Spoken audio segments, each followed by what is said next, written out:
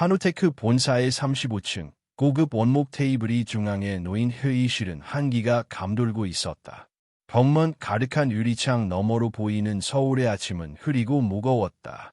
회의실 안에는 숨소리조차 삼켜지는 긴장감이 감돌고 있었다. 엔드코트, 아직도 열리지 않았습니까? 엔드코트. 서준혁 대표의 목소리는 낮고 단호했다. 그의 말 한마디에 모든 임직원들의 눈빛이 흔들렸다. 그의 앞에는 검은색 고강도 티타늄 금고가 무겁게 자리하고 있었고 그 안에는 한일 양국의 합작 프로젝트 계약서와 기밀 자료가 들어 있었다. 기술팀의 팀장인 신태준이 조심스럽게 입을 열었다. 엔드코트, 대표님. 암호는 입력되지만 내부 메커니즘이 작동하지 않습니다. 시스템 오류 가능성도 있지만 정확한 원인은 아직 엔드코트. 변명은 필요 없습니다. 엔드코트. 준혁은 차가운 시선으로 금고를 바라보았다. 그는 젊은 나이에 대표 자리에 오른 인물이었지만 완벽주의자이자 냉정한 리더로 유명했다. 그의 눈빛은 칼날 같았고 실수를 용납하지 않았다. 그 순간 회의실 문이 조심스럽게 열렸다. 청소도구를 든 젊은 여성이 고개를 숙이며 들어왔다. 그녀는 한 손에 걸레가 담긴 양동이를 들고 있었고 유니폼은 약간 젖어 있었다. 엔드코트, 죄송합니다. 아침 청소 시간이어서 엔드코트. 그녀는 작고 부드러운 목소리로 말했다. 누구도 대답하지 않았다. 대부분이 짜증 섞인 시선을 그녀에게 보냈고 몇몇은 작은 비웃음을 숨기지 않았다. 엔드코트. 지금 이 시간에 청소라니 엔드코트.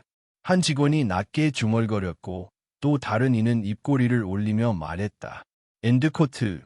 차라리 저 청소부한테 금고 열어보라 하죠. 기적이 일어날지도 모르잖아요. 엔드코트. 회의실 안에 억지 웃음이 퍼졌다. 신태준이 소리를 죽여 웃었고 다른 팀장들도 고개를 숙이며 웃음을 참았다. 서준혁은 미간을 찌푸리며 청소부를 바라보았다. 이름표에는 엔드아포즈, 유나엔드아포즈 이라는 이름이 붙어 있었다. 말없이 그녀를 스캔하듯 위아래로 훑었다. 그러더니 조수 섞인 미소를 지으며 말했다. 엔드코트, 정말로 열 수 있다면 5천만 원 주겠습니다. 엔드코트. 회의실 안은 한순간에 웃음바다가 되었다. 누군가는 책상에 기대며 박수를 쳤고 어떤 이는 진심으로 말도 안 된다는 표정을 지었다. 하지만 유나은은 조용히 걸레를 내려놓고 금고 쪽으로 한 걸음 다가갔다. 엔드코트, 실패하면 책임지겠습니다. 한 번만 시도해봐도 될까요? 엔드코트. 그녀의 말에 조용하던 회의실은 다시 자와자와 흔들렸다. 어떤 이는 기가 막혀 웃었고 어떤 이는 그저 불편한 듯 침묵했다. 준혁은 팔짱을 끼고 자리에 앉았다. 엔드코트, 해보시죠. 어디 보자고. 엔드코트. 하은은 아무 말 없이 고개를 숙였다. 그리고 조용히 금고 앞에 무릎을 꿇었다. 그녀의 손끝이 금고의 금속 표면을 조심스럽게 스쳤다. 차가운 색결 속에서 그녀는 무엇인가를 느끼고 있었다. 기억 속에서 그녀는 아버지와 함께하던 오래된 시골 집으로 돌아갔다.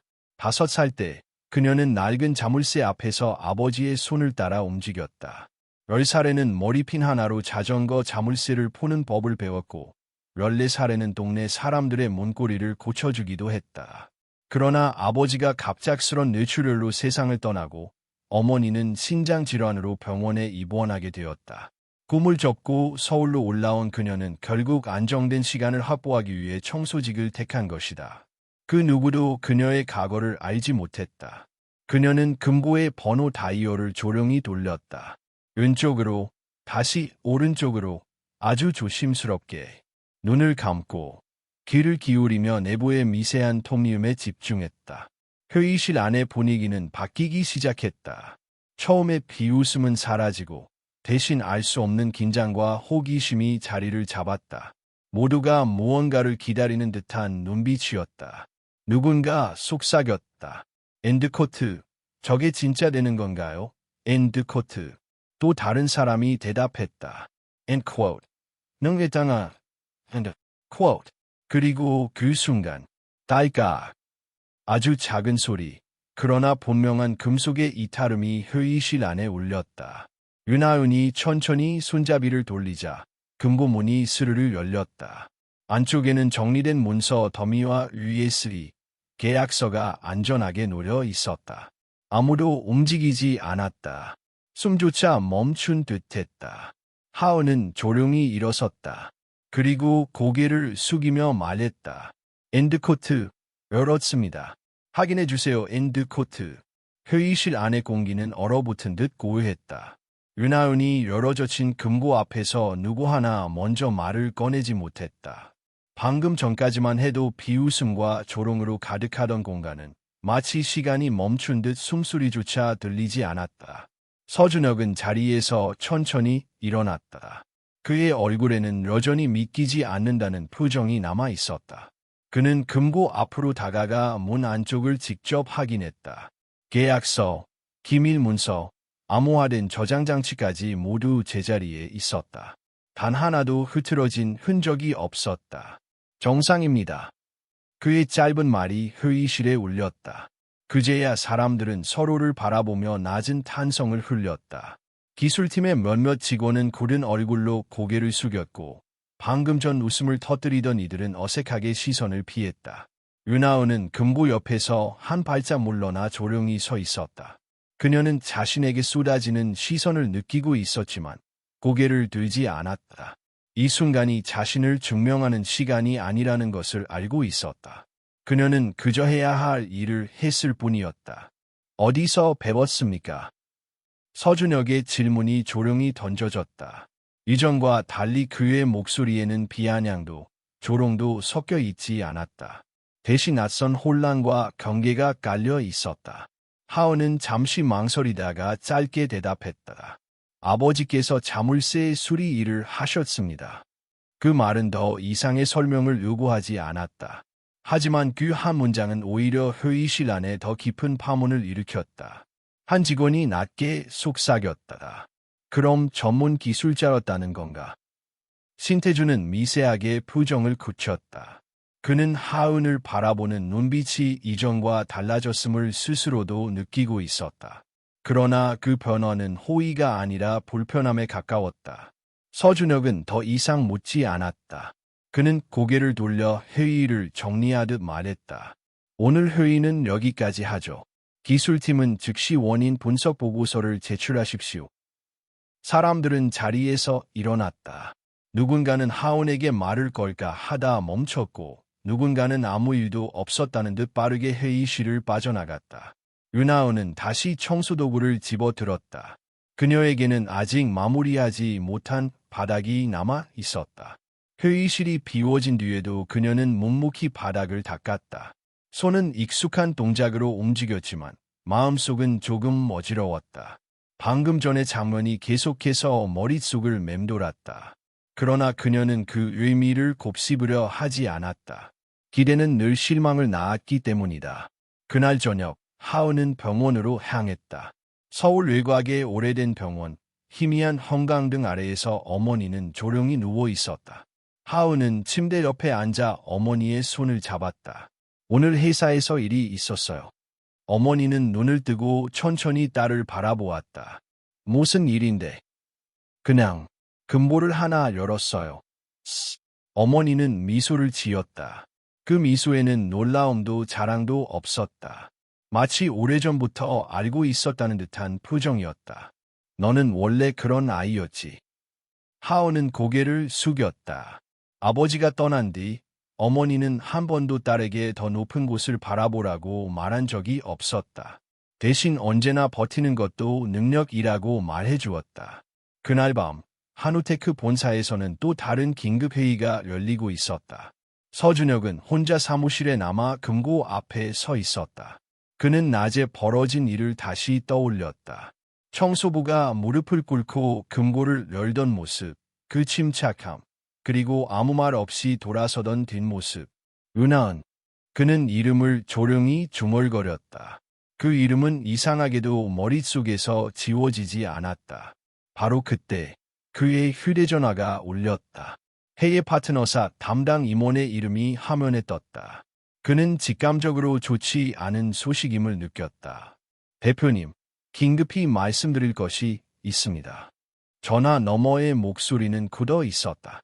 저희 쪽에서 내부 정보 유출 가능성을 감지했습니다. 보안 검토 결과가 나올 때까지 계약은 잠정 중단하겠습니다. 서준혁의 손이 굳어졌다. 무슨 말입니까? 그럴 리가 없습니다. 아직 확정은 아니지만 외부에서 접근하기 어려운 정보가 일부 확인되었습니다. 전화는 그렇게 끝났다. 사무실 안은 적막했다. 서울의 야경이 유리창 너머로 반짝이고 있었지만 준혁의 눈에는 아무것도 들어오지 않았다. 그는 즉시 보안팀과 기술팀을 호출했다. 1시간 뒤 회의실은 다시 사람들로 가득 찼다. 모두의 얼굴에는 긴장과 불안이 드러나 있었다. 내부 유출 가능성. 누군가 낮게 말했다. 누가 그런 짓을. 그때 누군가 조심스럽게 말을 꺼냈다. 오늘 금고를 열었던 사람이 있습니다. 회의실의 시선이 한 방향으로 쏠렸다. 서준혁은 그 말을 한 직원을 바라보았다. 무슨 뜻이죠? 직원은 말을 고르듯 숨을 삼켰다. 윤하은 씨 말입니다. 금고를 열었고 안을 확인할 수 있는 위치에 있었습니다. 그 말은 불씨처럼 번졌다. 증거는 없었지만 의심은 너무나 쉽게 자라났다. 몇몇은 고개를 끄덕였고 몇몇은 침묵으로 동의했다. 서준혁은 아무 말도 하지 않았다. 그러나 그의 마음 한구석에서 낮은 발걸음이 일었다.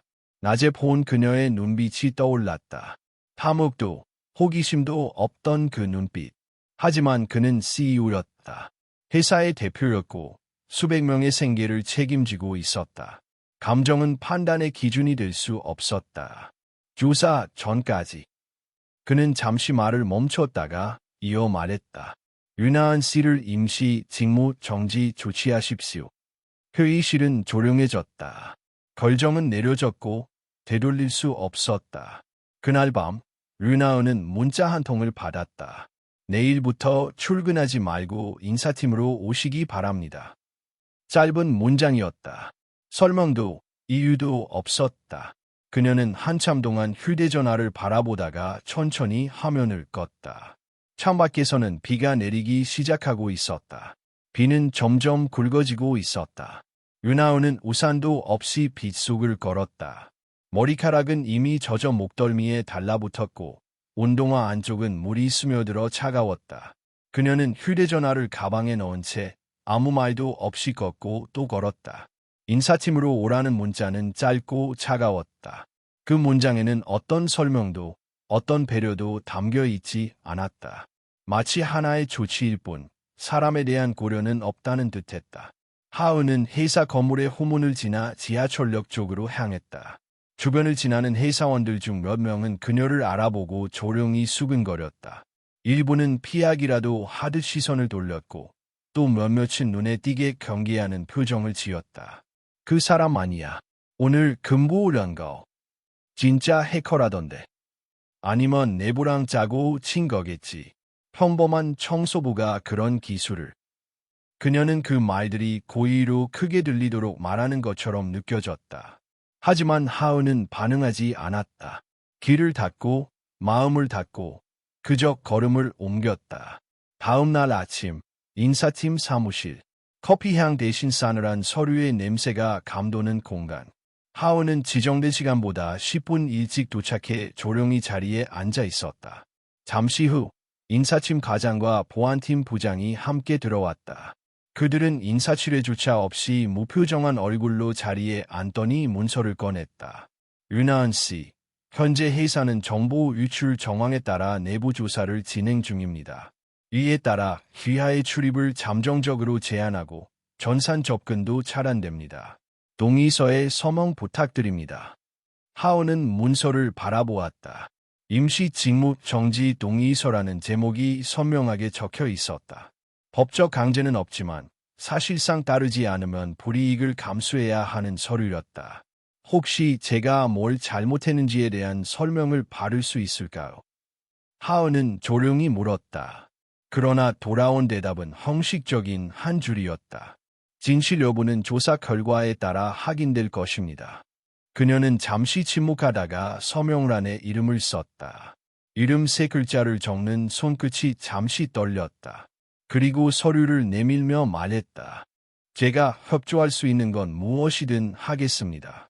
그러나 두 사람은 감사하다는 말조차 하지 않았다. 그저 고개를 끄덕일 뿐이었다.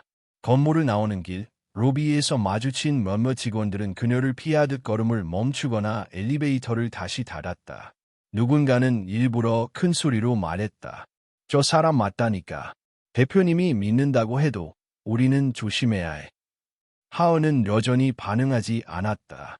그저 미소도 하도 없이 건물을 빠져나왔다. 그 시각 서준혁은 자신의 사무실에서 그날의 보안회의 녹음을 다시 듣고 있었다.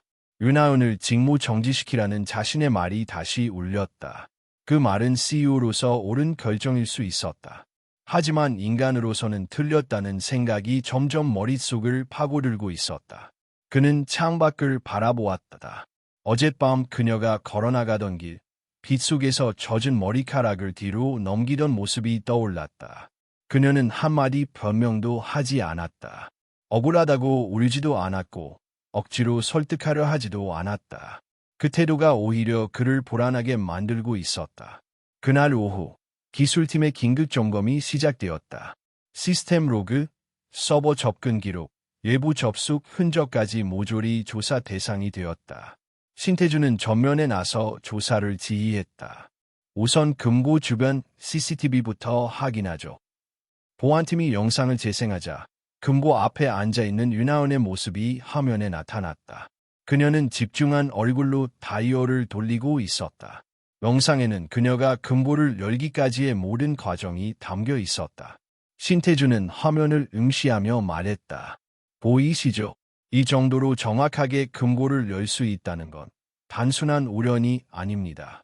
보안팀장도 조심스럽게 덧붙였다.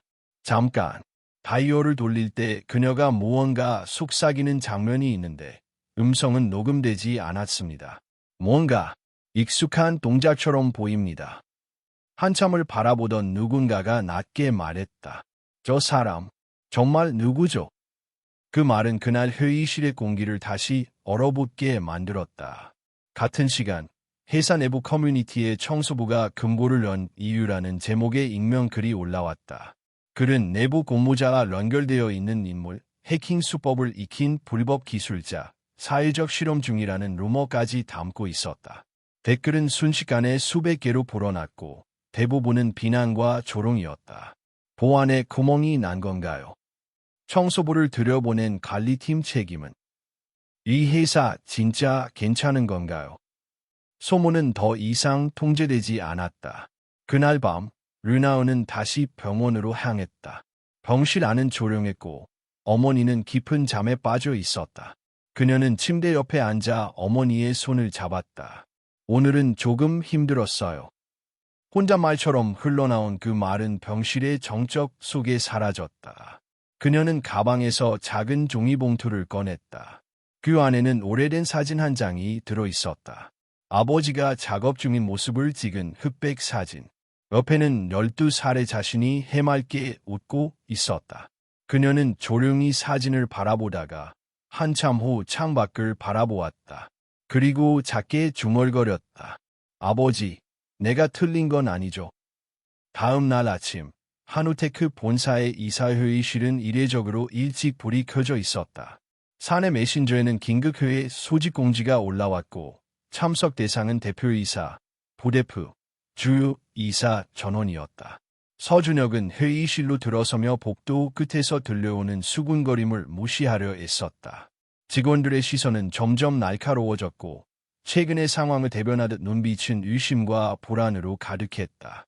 오늘 아침 일본 측에서 공식적으로 계약 파기를 통보해왔습니다. 부대표의 목소리는 낮고 건조했다. 테이블 위에 올려진 문서는 한 장짜리 계약 해지 통보서였다.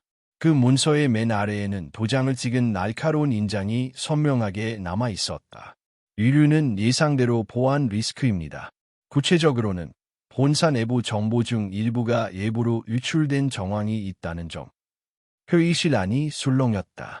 준혁은 손을 꽉 쥔 채 말없이 문서를 내려다보았다.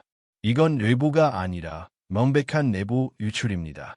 그래서 더 심각한 문제죠. 재무이사가 말을 이었다. 사내 보안 시스템이 그렇게까지 허술했습니까? 금고를 일반 청소직원이 열었다는 소문은 이미 바깥에 다 퍼졌습니다. 여론은 회사가 직원 통제를 못한다고 보고 있어요.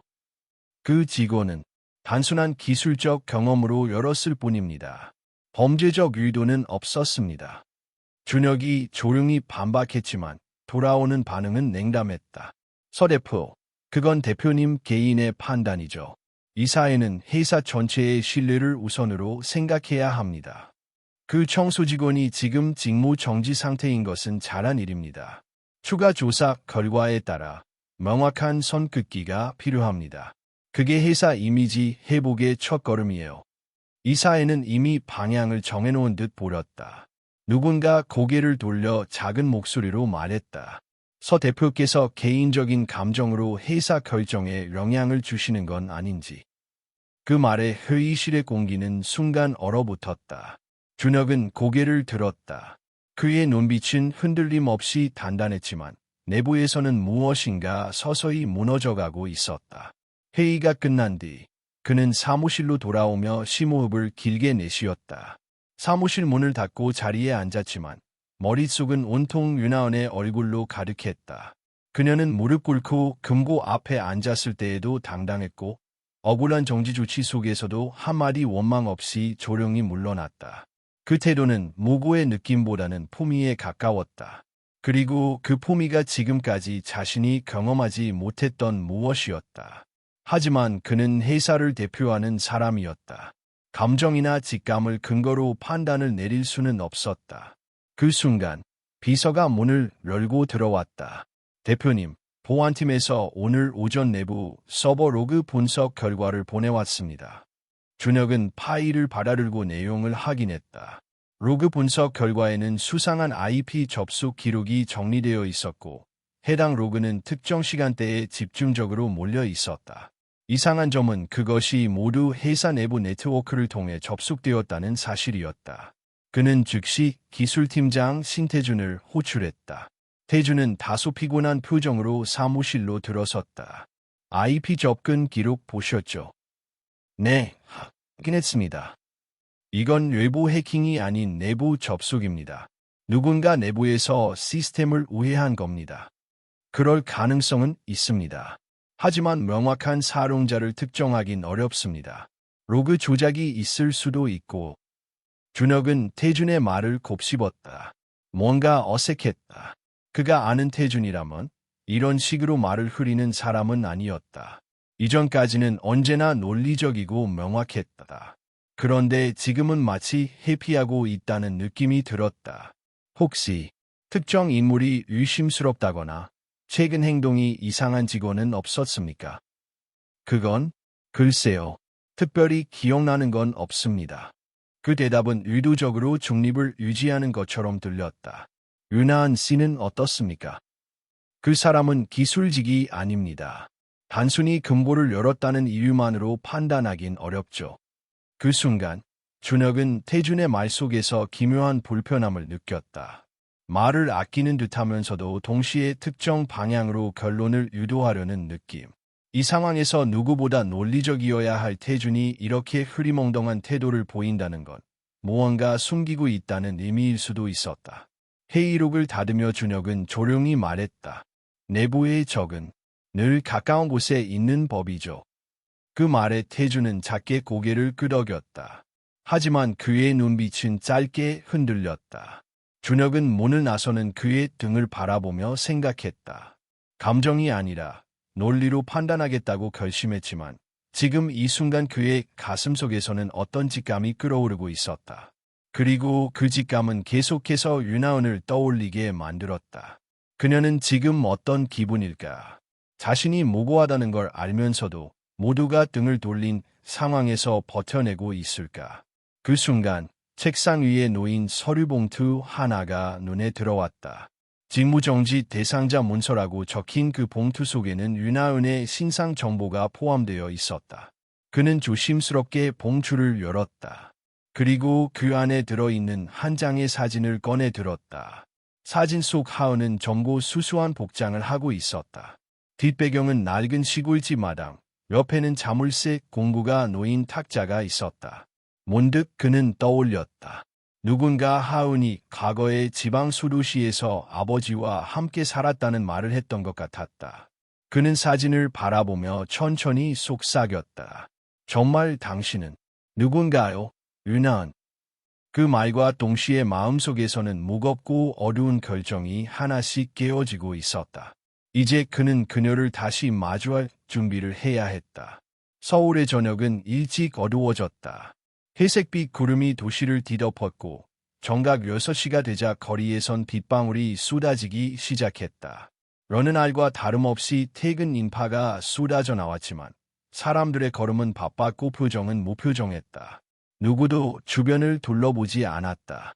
그런 흐름과는 달리 한 건물의 후문에서 조용히 걸어 나오는 한 여성이 있었다. 우산도 없이 두 팔을 가볍게 감싸 안은 채 고개를 숙이고 천천히 걷고 있었다. 은하은이었다. 그녀의 어깨는 금세 젖었고 머리칼은 얼굴에 들러붙었다. 하지만 그녀는 걸음을 멈추지 않았다. 마치 이 비가 자신 안에 무언가를 씻어주기를 바라는 듯 그저 조용히 내리는 빗속을 받아들이고 있었다. 그녀는 회사로부터 조사 결과가 나올 때까지 대기하라는 통보를 받았다. 형식적이고 중립적인 말이었지만 사실상 회사를 떠나라는 말과 다르지 않았다. 누군가는 그녀를 의심했고 누군가는 동정했지만 진심으로 이해하려는 이는 아무도 없었다. 그녀는 지하철역으로 향하는 길목에서 잠시 멈춰 섰다. 숨을 고르려는 듯 가슴을 살짝 올리고 내리던 그 순간 뒤에서 익숙한 목소리가 들려왔다.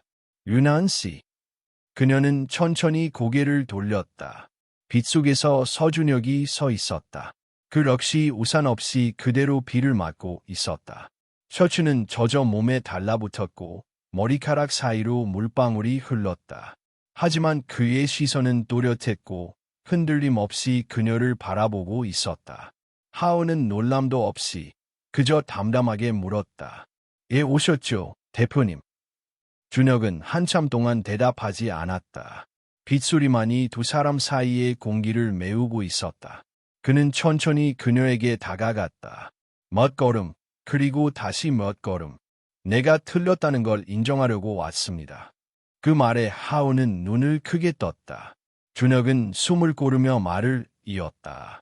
당신을 의심한 건, 아니, 어쩌면 의심했다기보단 책임을 전가하고 싶었던 걸지도 모르겠습니다. 상황은 복잡했고 모두가 누군가를 탓할 대상을 원했으니까요. 그녀는 조용히 시선을 피했다. 하지만 저는 익숙해요. 누군가의 잘못을 대신 뒤집어 쓰는 일 처음이 아니니까요. 준혁은 그녀의 말에 마음이 저릿해졌다. 그런 말투는 억울함보다 체념에 가까웠다. 당신이 금고를 열었을 때 솔직히 말하자면 난 놀랐습니다. 동시에 불편했습니다.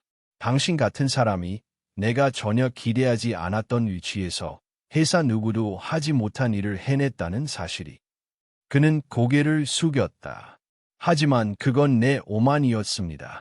난 당신을 제대로 보지 않았고 듣지도 않았습니다. 하은은 한참 동안 아무 말도 하지 않았다.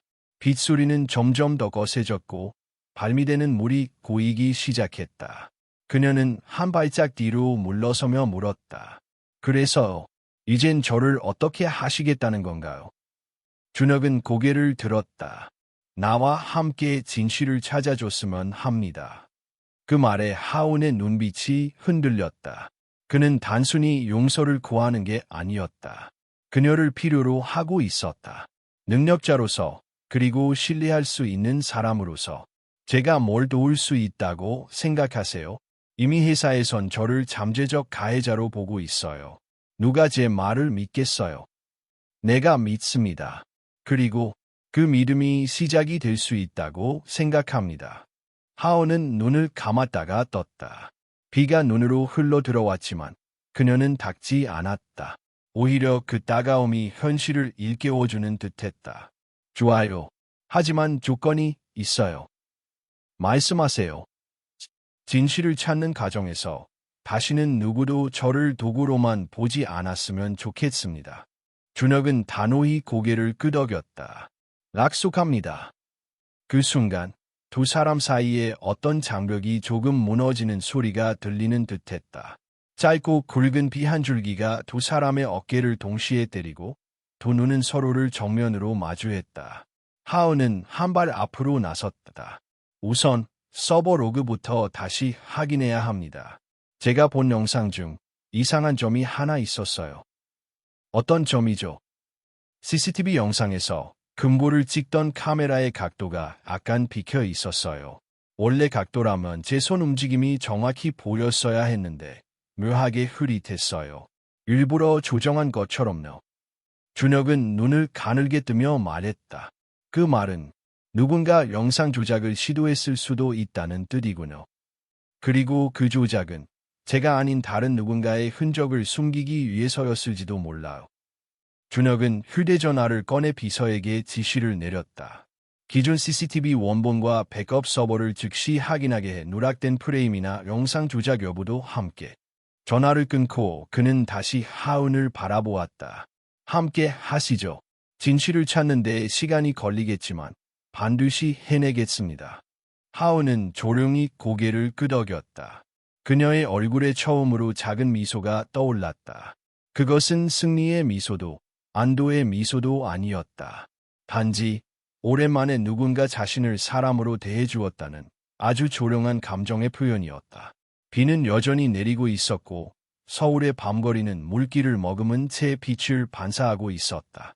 두 사람은 그 속을 함께 걸어갔다. 서로 다른 세계에서 살아온 두 사람이 이제 같은 길을 향해 나아가고 있었다. 한우테크 본사는 이미 퇴근 시간이 지났지만 24층 보안 서버실의 불은 아직 꺼지지 않았다. 형광등 아래에서 차가운 공기가 흐르고 있었고 서버의 팬 소음이 일정한 리듬으로 공간을 채우고 있었다. 윤하윤은 서버렉 앞에 서서 화면을 바라보고 있었다. 그녀는 키보드를 두드리지도 마우스를 움직이지도 않았다. 대신 모니터에 표시된 로그 기록을 천천히 눈으로 훑고 있었다. 서준혁은 약간 떨어진 곳에서 그녀의 모습을 지켜보고 있었다. 이상한 점이 있습니다. 하은이 먼저 입을 열었다. 그녀의 목소리는 낮았지만 확신에 차 있었다. 여기 보세요. 이 시간대의 접속 기록. 준혁이 다가와 화면을 바라보았다. 로그에는 특정 사용자 계정이 새벽 시간대에 반복적으로 서버에 접근한 흔적이 남아 있었다. 겉으로 보기엔 정기 점검처럼 보일 수 있는 기록이었다. 문제 없어 보이는데요. 하은은 고개를 저었다. 표면적으로는요. 하지만 접근 간격이 일정하지 않습니다. 사람이 직접 작업했다면 이런 리듬은 나오기 힘들어요. 자동화 스크립트를 사용했거나 누군가 일부러 사람처럼 보이게 조작했을 가능성이 큽니다. 준혁은 잠시 침묵했다. 그는 기술 전문가는 아니었지만 하은의 설명이 단순한 추측이 아니라는 건 느낄 수 있었다. 그리고 이 계정. 하은은 화면 한쪽을 가리켰다. 이 계정은 접근 권한이 과도하게 많습니다. 서버, 금고 보안 시스템, 백업 데이터까지 전부 접근 가능해요. 이건 일반 개발자 계정이 아닙니다. 관리자급이군요. 네, 최소한 시스템 구조를 처음 설계한 사람 중 하나일 가능성이 큽니다. 그 말에 준혁의 머릿속에 한 사람이 떠올랐다. 신태준. 한우테크 초창기부터 함께한 기술 총괄. 누구보다 시스템을 잘 아는 인물. 그럼 이 계정의 실제 사용자는 누굽니까? 하은은 키보드를 눌러 추가 로그를 불러왔다. 그리고 잠시 멈췄다. 화면에는 접근 기록과 함께 단말기 위치 정보가 표시되었다. 산액 기술팀 서버실. 준혁의 눈빛이 굳어졌다. 외부 접속이 아니라는 뜻이군요. 네, 그리고 더 이상한 건 하은은 다음 로그를 불러왔다. 금고가 고장 나기 전날 이 계정으로 금고 보안 시스템 테스트 로그가 실행되었습니다. 정식 점검 일정에는 없는 기록이에요. 준혁은 그제야 모든 조각이 서서히 맞춰지고 있음을 느꼈다. 금고 오류, 내부 접속, 과도한 권한, 그리고 사건 직후 하은에게 쏠린 의심. 누군가 금고를 일부러 고장낸 후 열 수 있는 사람을 기다렸다는 뜻일 수도 있겠군요. 그리고 그 사람이 제가 열기를 바랐을 가능성도 있어요. 하은의 말에 준혁은 고개를 돌려 그녀를 바라보았다. 예, 그렇게 생각합니까? 제가 열지 못했으면 금고는 외부 업체에 넘어갔을 겁니다. 그러면 내부 접속 로그는 자연스럽게 묻혔겠죠. 하지만 제가 열어버리는 바람에 시선이 저에게 집중됐어요. 준혁은 숨을 깊게 들이마셨다. 당신을 믿기로 쓴 거군요. 하은은 고개를 끄덕였다. 아마도. 서버실 문이 열리며 보안팀 직원 한 명이 들어왔다. 그는 준혁에게 USB 하나를 건넸다. 대표님, 요청하신 CCTV 원본 백업입니다. 일부 프레임이 누락된 흔적이 있습니다. 하은은 USB를 받아 곧바로 영상을 재생했다. 화면에는 금고 앞에 앉아있는 그녀의 모습이 나왔다. 그러나 특정 순간 화면이 미세하게 끊겼다가 이어졌다. 러기입니다. 하은이 화면을 멈췄다. 이 프레임, 누군가 영상 서버에서 직접 삭제했습니다. 일반 편집으로는 불가능한 방식이에요. 준혁은 이를 악물었다. 영상 조작은 내부자만 가능했다. 그리고 그 내부자는 시스템 구조를 완벽히 알고 있는 사람이어야 했다. 신태준. 그 이름을 입 밖에 내는 순간 공기가 무거워졌다. 아직 단정하긴 이릅니다. 하은은 조심스럽게 말했다. 하지만 의심할 수 있는 사람은 많지 않아요. 그때 하은의 눈길이 로그 한 줄에 멈췄다. 그녀는 화면을 확대했다. 이 USB 접근 기록이 있습니다. USB요? 네, 금고 안에 있던 USB 중 하나가 사건 하루 전 서버에 연결된 흔적이 있어요. 외부 반출 기록은 없는데 내부에서 복제된 흔적은 분명합니다. 준혁의 손이 천천히 주먹으로 말렸다. 그 USB를 관리하던 사람은 기술 총괄실입니다. 두 사람 사이에 침묵이 흘렀다. 말하지 않아도 서로 같은 결론에 도달하고 있었다. 그때 하은의 휴대전화가 울렸다. 병원에서 걸려온 전화였다. 그녀는 잠시 망설이다가 전화를 받았다. 네, 저 하은인데요. 짧은 통화였다. 그녀는 전화를 끊고 고개를 숙였다. 어머니 상태가 조금 안 좋아졌어요. 오늘은 제가 병원에 가봐야 할 것 같아요. 준혁은 즉시 고개를 끄덕였다. 가세요. 오늘은 여기까지 하죠. 제가 나머지는 정리하겠습니다. 하은은 잠시 머뭇거리다 말했다. 대표님. 네. 이 일, 제가 끝까지 함께해도 괜찮을까요? 그 질문에는 두려움과 각오가 동시에 담겨 있었다. 준혁은 그녀를 똑바로 바라보며 말했다. 아니요. 함께가 아니라 중심에 서 주셔야 합니다. 하은의 눈빛이 흔들렸다. 그녀는 고개를 깊게 숙였다. 그럼 다시 오겠습니다. 그녀가 서버실을 나선 뒤 준혁은 한동안 그 자리에 서 있었다. 이제 의심은 거의 확신에 가까워지고 있었다. 하지만 상대는 만만치 않았다. 회사의 핵심 인물, 모두가 신뢰하는 기술 총괄. 그는 결심했다. 감정이 아니라 증거로 움직이겠다고. 그리고 이번에는 류나은을 혼자 두지 않겠다고. 다음 날 아침, 한우테크의 내부 메신저는 유난히 분주했다. 직원들 사이에서는 또다시 류나은의 이름이 오르내리고 있었고 익명 게시판에는 정체불명의 영상이 올라와 있었다. 제목은 청소부 류나은, 금고 열기 전날 의심스러운 행동이었다. 영상은 복도 CCTV를 편집한 것이었고 내용은 전날 밤 하은이 기술팀 앞에서 서성이다가 보안카드로 출입문을 열고 사라지는 장면이었다. 영상은 다소 흐릿했고 시간대와 맥락이 제거되어 있었다. 그럼에도 불구하고 시청자들에게는 몰래 잠입한 정황으로 받아들여지기에 충분했다. 저건 뭐지? 출입 권한이 있었던 건가? 저 시간에. 역시 뭔가 있었네. 사람들의 반응은 빠르게 쏟아졌다. 댓글에는 비난과 조롱이 넘쳐났고 어떤 이들은 대표가 감싸는 이유가 따로 있는 게 아니냐며 새로운 루머까지 퍼뜨렸다. 서준혁은 아침 일찍 이 영상을 보고 곧장 보안팀을 호출했다. 이 영상 누가 유출했습니까?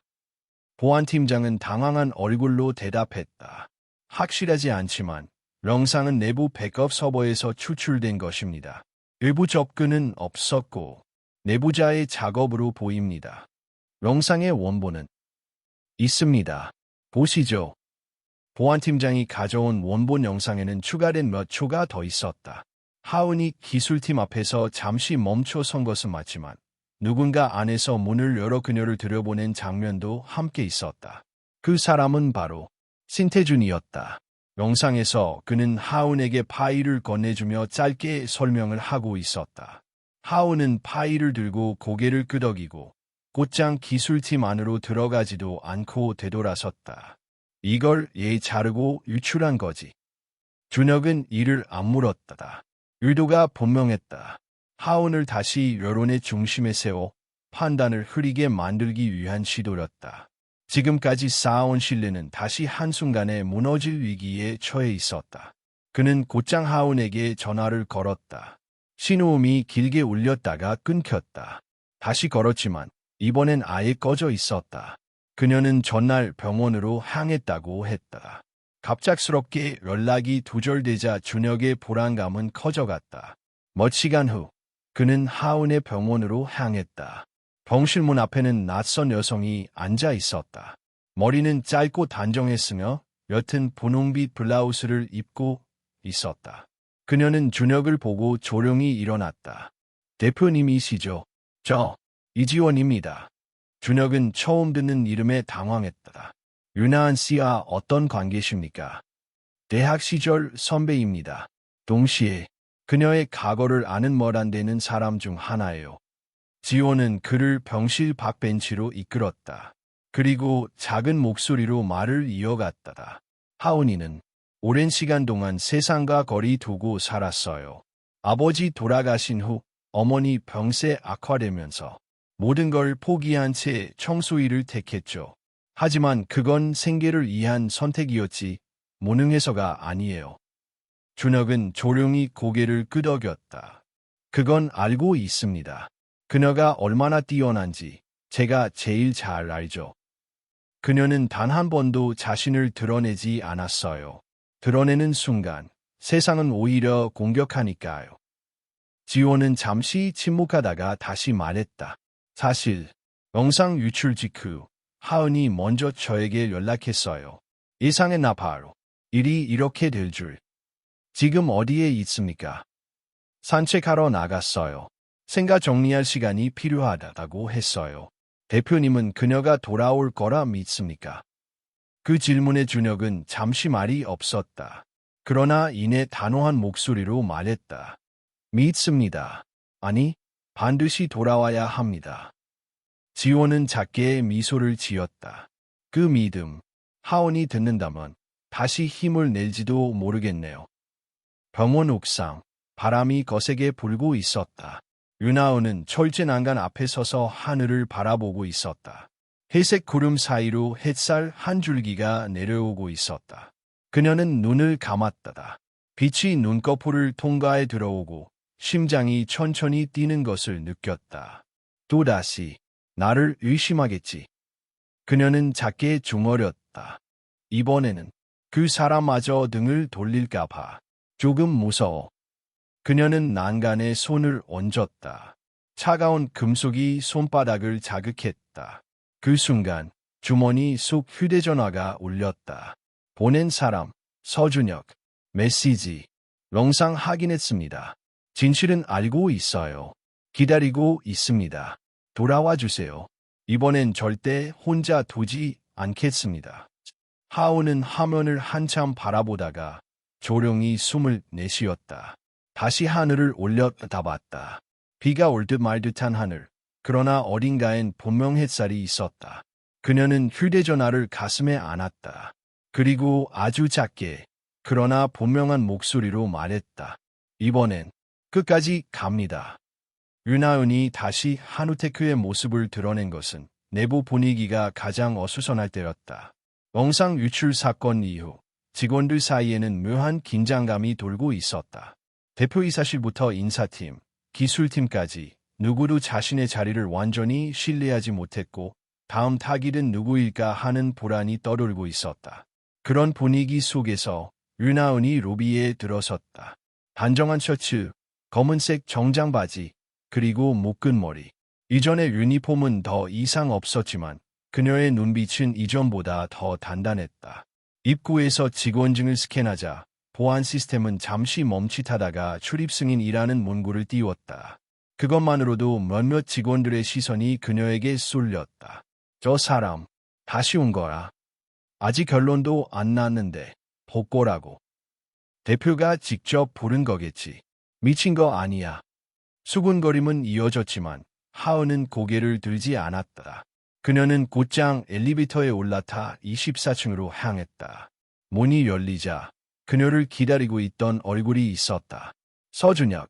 그는 하은을 향해 조용히 고개를 끄덕였다. 잘 오셨습니다. 늦지 않았기를 바랍니다. 지금부터는 늦음보다 침묵이 더 큰 죄입니다. 두 사람은 회의실로 향했다. 그곳에는 이미 신태준과 몇몇 기술팀 실무자들이 자리하고 있었다. 태준은 하은을 보자 눈썹을 살짝 찌푸렸지만 이내 평정심을 가장한 표정을 되찾았다. 다시 오셨네요. 네, 아직 끝나지 않았으니까요. 그녀는 당당하게 자리에 앉았다.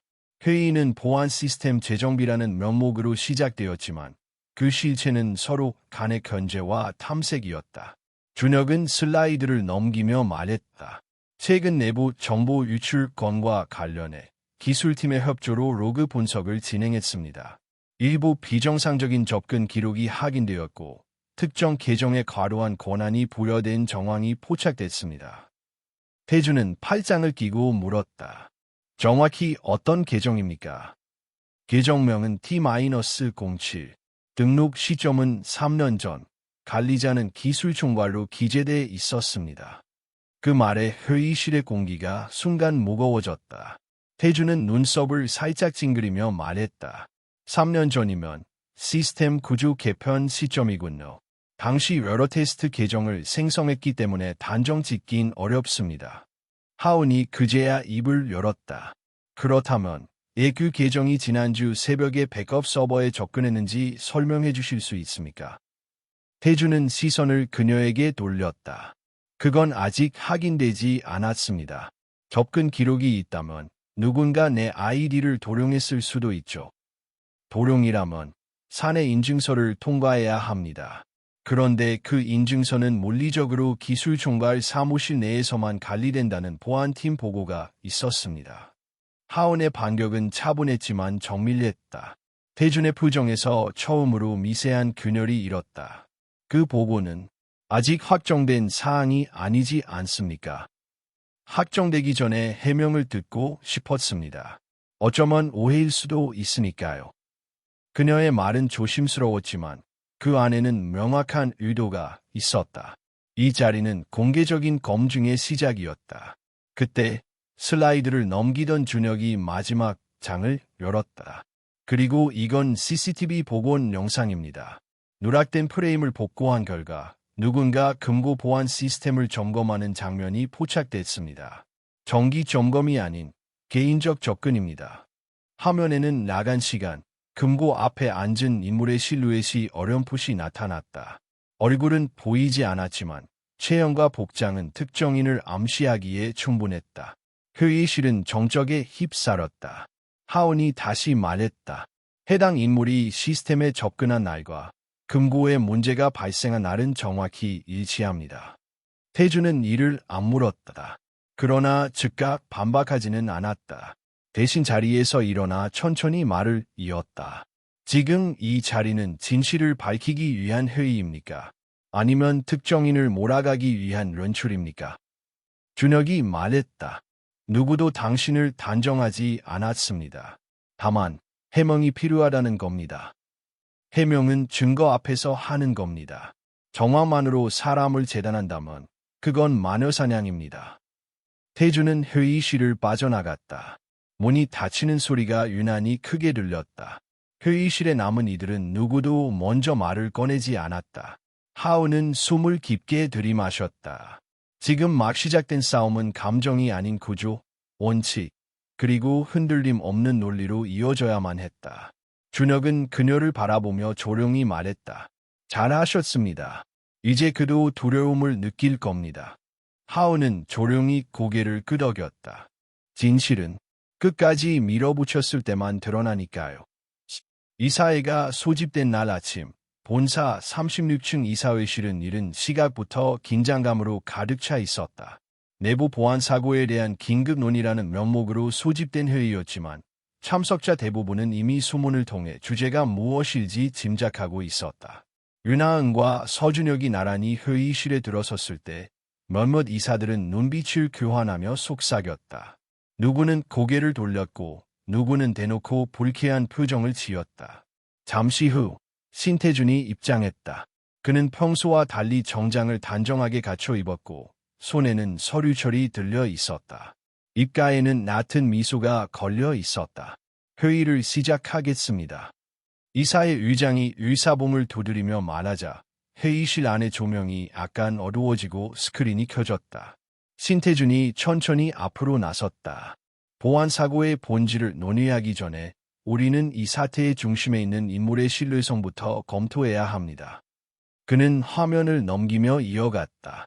윤하은, 한우테크 청소 인력으로 입사, 2년간 무사고 근무. 그러나 그 전 이력은 어떻습니까? 그는 화면에 새로운 슬라이드를 띄웠다. 화면에는 하은의 대학 중퇴 이력, 과거 불법 자물쇠 해체 관련 경찰 조사가 간략히 요약되어 있었다. 정식 기소는 되지 않았지만 지역 경찰서의 경고장이 남아 있었다. 회의실 안은 순간 정적에 휩싸였다. 그녀는 이미 고등학생 시절부터 자물쇠 해체 기술을 독학했고 성인이 된 후에는 비공식적으로 개인 금고를 열어주는 일을 했습니다. 물론 생경이었겠지만 그 경력이 오늘 우리가 겪고 있는 사건과 무관하다고 말할 수 있을까요? 하우는 정면을 응시하고 있었지만 손끝이 미세하게 떨렸다. 태주는 마지막 장을 넘기며 덧붙였다. 저는 단정하지 않습니다. 하지만 이 사회는 냉정한 판단을 내려야 합니다. 우리 회사의 명운이 걸린 문제입니다. 이사들 사이에서 작은 웅성거림이 일었다. 저런 과거가 있었다고. 왜 지금까지 숨겨졌지? 대표는 알고 있었던 건가? 하은의 머릿속은 하얘졌다. 과거는 그녀에게 상처였고 동시에 자신을 지탱한 뿌리였다. 그러나 그 뿌리가 이렇게 비틀리고 왜곡되어 공개될 줄은 몰랐다. 모든 시선이 자신을 향해 집중되자 그녀는 잠시 고개를 숙였다. 숨이 막히는 듯한 침묵이 이어졌다. 그때 서준혁이 조용히 일어섰다. 제 차례인가요? 이사의 의장은 고개를 끄덕였다. 말씀하십시오, 대표님. 준혁은 천천히 단상 앞으로 나섰다. 회의실을 천천히 둘러본 그는 정면을 바라보며 입을 열었다. 방금 보신 자료는 사실입니다. 윤하은 씨는 과거에 자물쇠 해체 기술을 배웠고 그것으로 생계를 이어갔습니다. 대학을 중퇴했고 가난했고 보호받지 못했습니다. 그 사실은 숨겨진 게 아니라 관심이 없어서 보지 않았던 겁니다. 이사들 사이에서 다시 웅성거림이 일었다. 준혁은 이어서 말했다. 하지만 우리는 지금 윤하은 씨가 금고를 열 수 있었다는 이유만으로 그녀를 의심했습니다. 그녀가 금고를 열었을 때 우리는 기적이라고 말했습니다. 하지만 기적을 만든 사람의 손을 잡기보단 배척했습니다. 그는 고개를 들고 목소리를 높였다. 진정한 위험은 능력이 있는 사람이 아니라 그 능력을 두려워하는 시스템입니다. 태준의 얼굴이 미묘하게 굳어졌다. 준혁은 말을 이어갔다. 그리고 저는 오늘 이 자리에서 선택하겠습니다. 저는 윤하은 씨와 함께 이 사건을 끝까지 추적할 것입니다. 그녀가 없었다면 우리는 지금도 내부 침입자를 외부 해커로 오해하고 있었을 겁니다. 회의실은 침묵에 잠겼다. 만약 이사회가 제 결정을 문제 삼는다면 저는 대표직에서 물러날 준비도 되어 있습니다. 하지만 그 전에 하나 묻고 싶습니다. 그는 태준을 향해 고개를 돌렸다. 신태준 실장님, 당신은 정말 이 시스템의 가장 깊은 곳을 몰랐다고 말할 수 있습니까? 태준은 입을 다물었다. 눈빛이 잠시 흔들렸다. 하지만 이내 미소를 지었다. 대표님, 감정으로 회사를 끌고 가는 건 위험합니다. 그렇다면 당신은 데이터를 기반으로 이 계정들의 사용자를 증명할 수 있습니까? 그건 보안팀이 조사 중인 사안입니다. 그 보안팀, 당신이 인사 주도했던 그 팀 말입니까? 태준은 침묵했다. 이사회 중 몇몇 이사들의 눈빛이 변화하기 시작했다. 누군가는 고개를 숙였고 누군가는 팔짱을 풀었다. 준혁은 마지막으로 말했다. 저는 류나은 씨를 이 회사의 보안 고문으로 공식 임명하겠습니다. 그녀는 검증받았고 증명했고 살아남았습니다. 누구보다 이 시스템의 진실을 볼 수 있는 사람입니다. 하원은 고개를 들었다. 눈가가 젖어 있었지만 그 눈빛은 빛나고 있었다. 회의실 안에서 누군가 조용히 박수를 치기 시작했다. 이어 한 명, 또 한 명. 물론 전원이 동의한 것은 아니었다. 하지만 반대도 더 이상 명확하지 않았다. 그날 류나은은 처음으로 자신의 과거를 숨기지 않았다. 그리고 처음으로 어떤 시스템 안에서 환영받았다. 밖에서는 비가 다시 내리고 있었다. 하지만 회의실 안은 조용히 빛나고 있었다. 며칠 후 한우테크는 또 한 번 조용한 긴장에 휩싸였다. 이사회 이후 보안팀과 준혁의 주도로 전면적인 내부 감사가 시작되었고 조사 결과는 곧 회사를 뒤흔들 소용돌이를 예고하고 있었다. 윤하윤은 조용히 기술팀의 백업 서버 앞에 앉아 있었다. 그녀는 키보드를 두드리며 로그 기록을 분석하고 있었고 옆에는 서준혁과 새로 배정된 보안팀장이 함께했다. 러기입니다. 하운이 멈춰선 로그 파일 하나를 가리켰다. 이 접속 기록은 겉보기엔 정상적인 유지보수 작업처럼 보이지만 실제로는 삭제 명령어가 실행됐습니다. 내부의 접근 권한을 가진 사람만이 사용할 수 있는 고급 명령어입니다. 보안팀장이 고개를 끄덕였다. 추적해보니 이 명령어는 신태준 실장의 단말기에서 실행됐습니다. 암호화된 로그 파일까지 복호화한 결과 접속 아이디, 위치, 장비 맥 주소가 모두 일치합니다. 준혁은 그 내용을 곱씹으며 낮게 말했다. 결국 모든 퍼즐이 맞춰졌군요. 이사의 긴급보고가 다시 소집되었다. 이번에는 모든 이사가 직접 참석했고 언론에도 일부 공개될 예정이었다. 회사는 그만큼 이번 사건의 진실을 투명하게 밝히겠다는 의지를 보이고자 했다. 회의실 중앙, 신태준은 여전히 침착한 얼굴로 앉아 있었다. 그러나 그의 손끝은 책상 밑에서 미세하게 떨리고 있었다. 그 옆에는 법무팀이 대기 중이었고 그는 그 시선을 외면한 채 고개를 숙였다. 준혁이 단상에 섰다. 내부 감사 결과, 보안 시스템 조작, 로그 삭제, 영상 왜곡 등의 정황이 명백히 확인됐습니다. 그리고 그 중심에 있었던 인물, 바로 기술총괄 신태준 실장입니다. 화면에는 복호화된 로그 기록과 영상 조작 전후 비교 화면이 공개되었다. 그는 3년 전부터 자신의 계정을 활용해 시스템의 구조를 재설계하고 일부 정보에 대한 접근을 제한하며 유사시 모든 흔적을 감출 수 있도록 체계를 만들어 왔습니다. 이번 금고 사건은 그 구조의 첫 실현이었습니다. 회의실 안에서 수많은 숨죽임이 느껴졌다. 누군가는 얼굴을 감쌌고 누군가는 조용히 고개를 저었다. 하운이 자리에서 일어났다. 그녀는 조심스럽지만 확고한 목소리로 말했다. 저는 오랜 시간 동안 사람들의 뒷모습을 닦는 일을 해왔습니다. 비춰지지 않는 존재였고 기억되지도 않았습니다. 하지만 이번 사건을 통해 제가 확실히 알게 된 건 기억되지 않는 손도 누군가의 인생을 바꿀 수 있다는 것입니다. 그녀는 태준을 바라보았다. 당신은 제 과거를 드러내 저를 무너뜨리려 했습니다. 하지만 그 과거는 제 삶의 일부일 뿐 부끄러운 것이 아닙니다. 오히려 당신은 당신의 현재를 감추기 위해 거짓을 만들었습니다. 그 말에 태준은 조용히 고개를 돌렸다. 침묵 속에서 그의 패배는 이미 명확했다. 법무팀이 자리에서 일어났다. 본사는 내부 규정에 따라 신태준 실장에 대한 직무해제 및 법적 절차에 돌입할 것입니다. 현재 증거 확보는 완료되었고 외부 감사기관에도 공식적으로 자료를 전달할 예정입니다. 그 순간 회의실 전체는 마치 긴 잠에서 깨어난 듯 정적 속에 박수를 보냈다. 하은은 자리에 앉지 않았다. 그녀는 단상 앞으로 나섰다. 그리고 스스로 단말기를 연결하며 마지막 화면을 띄웠다. 화면에는 새로운 보안 구조 제안서라는 제목이 떠올랐다. 저는 이제 이 회사의 보안 고문으로서 첫 번째 제안을 드리고자 합니다. 그녀는 스크린을 보며 조용히 말했다. 보안이란 기술만이 아닙니다. 가장 약한 고리를 찾아내고 그것이 무너지지 않도록 연결해주는 과정입니다.